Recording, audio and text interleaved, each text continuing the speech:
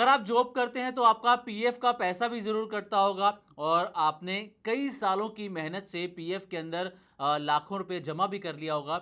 लेकिन मान लीजिए किसी कारणवश किसी नौकरी करने वाले की मृत्यु हो जाए, तो उसके परिवार वाले वो पीएफ का पैसा लेंगे या नहीं, ये एक बड़ा सवाल है। क्योंकि पिछले कुछ सालों में ऐसे हजारों लाखों केसेस आ गए हैं जिसमें लोगों ने पीएफ का पैसा क्लेम ही नहीं किया। लोगों के पास पीएफ के लाखों रुपए पड़े हुए हैं, लेकिन उसका कोई भी क्लेम करने वाला, उस पैसे का दावा करने वाला एक भी व्यक्ति सामने नहीं आ रहा है। ठीक इसी तरीके से लोगों ने एलआईसी पॉलिसीज तो ले ली, लेकिन किसी कारणवश उनकी मृत्यु हो गई और परिवार की तरफ से किसी भी तरह का वो क्लेम किया ही नहीं गया। और अब ये जो अनक्लेम्ड अमाउंट है, ये बढ़कर हजारों करोड़ों रुपए पर पहुंच गया है, जिसकी जानकारी खुद सरकार ने संसद में दी है। तो क्या है पूरा मामला, चलिए इस वीडियो में आपको बताते हैं। दरअसल आपको बताएं कि ईपीएफओ और एलआईसी के पास हजारों करोड़ रुपए की अनक्लेम्ड अमाउंट है। सरकार ने सोमवार यानी कि 20 जुलाई को संसद में बताया कि देश की जो दो सबसे बड़ी रिटायरमेंट और सेविंग से जुड़ी ऑर्गेनाइजेशंस हैं, पहली ईपीएफओ यानी कि एम्प्लॉयज प्रोविडेंट फंड ऑर्गेनाइजेशन और दूसरा एलआईसी, इनके पास मिलाकर करीब 16,450 करोड़ रुपए की ऐसी रकम पड़ी है जिस पर अब तक किसी ने दावा नहीं किया है। ये पैसा कई सालों से बिना क्लेम के पड़ा हुआ है। इसका जो बड़ा हिस्सा है वो ईपीएफओ के इनएक्टिव अकाउंट्स और एलआईसी की अनक्लेम्ड बीमा पॉलिसी से जुड़ा हुआ है। अब आपको पहले बताते हैं कि ईपीएफओ के पास कितना अनक्लेम्ड अमाउंट पड़ा हुआ है, फिर आपको एलआईसी का पैसा भी बताएंगे और हो सकता है कि इसमें आपका या आपके परिवार के किसी सदस्य का पैसा भी जुड़ा हो। तो चलिए आपको बता दें कि ईपीएफओ के पास कितना अनक्लेम्ड अमाउंट है।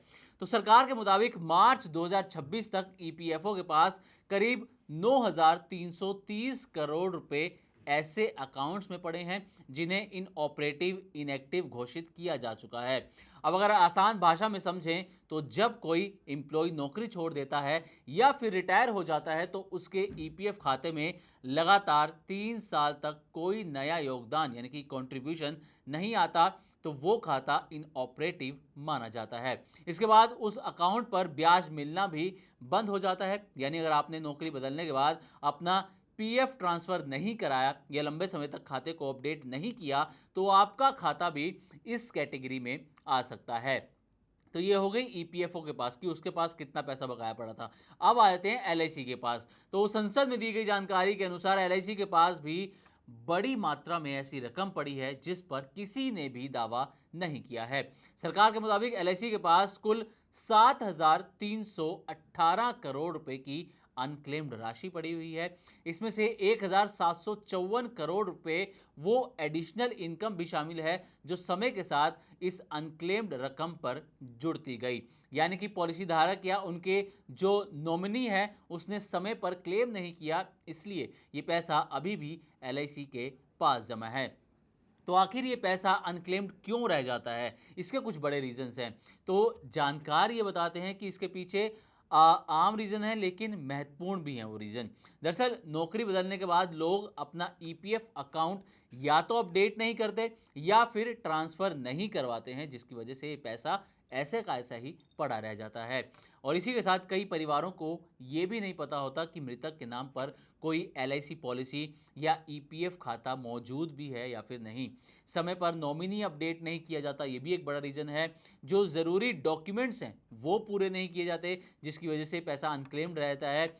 मोबाइल नंबर, अपना एड्रेस या फिर जो बाकी की जो कॉन्टैक्ट डिटेल्स होती हैं कई बार वो बदल दी जाती हैं। और साथ ही एक जो बड़ा रीज़न है वो है लोगों में अवेयरनेस की कमी, लोगों में जागरूकता की कमी। इन सभी वजहों से करोड़ों रुपए वर्षों तक बिना क्लेम के पड़े रह जाते हैं। अब लाखों लोगों के लिए एक आप इसे चेतावनी की तरह, एक वार्निंग की तरह भी देख सकते हैं, क्योंकि अगर आपका कोई पुराना ईपीएफ अकाउंट है जिसे आपने लंबे समय से इस्तेमाल नहीं किया है तो उसकी स्थिति आप ज़रूर जांच लें।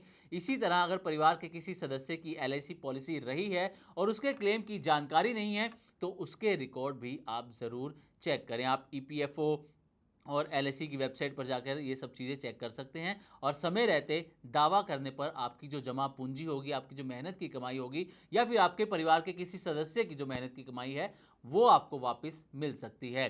साथ ही इससे ऐसी अनक्लेम्ड राशि भी कम होगी जो सालों से इन दोनों संस्थाओं यानी कि ईपीएफओ और एलआईसी के पास पड़ी रहती है। तो कुल मिलाकर अगर देखा जाए तो ये जो खबर है सिर्फ आंकड़ों की नहीं है बल्कि आपकी मेहनत की कमाई से जुड़ी है। अगर आपने कभी भी नौकरी बदली है, अपना पुराना ईपीएफ खाता आपने छोड़ा है या परिवार में किसी की एलआईसी पॉलिसी रही है, तो एक बार आपको रिकॉर्ड ज़रूर चेक करना चाहिए। हो सकता है आपके नाम का पैसा आज भी आपका इंतज़ार कर रहा हो।